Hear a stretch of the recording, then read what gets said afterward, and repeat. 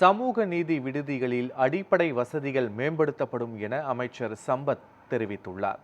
திருப்பூரில் சமூக நீதி விடுதியில் திடீர் ஆய்வு மேற்கொண்ட பிற்படுத்தப்பட்டோர் நலத்துறை அமைச்சர் சம்பத், முதலுதவி பெட்டியில் காலாவதியான மருந்துகள் இருப்பதையும் கழிப்பிடங்களில் கதவுகள் இல்லாததையும் கண்டறிந்து விடுதி காப்பாளர்களுக்கு கடும் எச்சரிக்கை விடுத்தார்.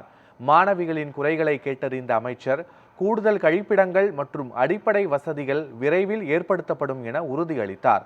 மாநிலம் முழுவதும் சமூக நீதி விடுதிகளில் ஆய்வு தொடரும் என்றும் அவர் கூறியுள்ளார்.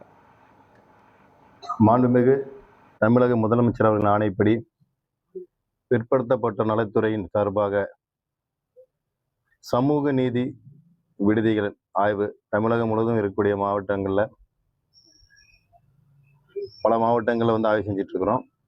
கிட்டத்தட்ட ஒரு 10 மாவட்டங்கள் பக்கம் ஆய்வு செஞ்சிட்டோம். அதன் ஒரு பகுதியாக திருப்பூர் மாவட்டத்தில் இந்த ஆய்வு மேற்கொண்டு இருக்கின்றேன். இல்லை மாணவி கிட்ட மற்றும் இங்கே பணியாற்றக்கூடிய ஊழியர் அவங்ககிட்ட கருத்துக்கள் கேட்குறோம். அவங்களுடைய தேவைகள் இங்கே பூர்த்தி செய்யப்படுகிறதா, அவங்களுக்கு குறிப்பிட்ட நேரத்தில் அவங்களுக்கு உணவு பரிமாறப்படுகிறதா, மற்றும் அவங்களுக்கு குறிப்பிட்ட அளவுக்கு அட்டவணையில் இருக்கக்கூடிய உணவுகள் பரிமாறப்படுகிறதா என்பதை பற்றி அவங்ககிட்ட விசாரித்தோம். பெரிய அளவுக்கு இல்லைன்னா ஒரு சில குறைபாடுகள் இருக்கிறது. அதை நிவர்த்தி செய்ய வேண்டிய ஆலோசனைகளை அதிகாரிகிட்ட சொல்லியிருக்கிறோம். இது முதன்முறை என்பதனால அவங்ககிட்ட முதல்வர் ஆலோசனை மட்டும் சொல்லியிருக்கிறோம். இது மீண்டும் தொடரும் பட்சத்தில் நடவடிக்கை கொஞ்சம் கடுமையாகவே இருக்கு.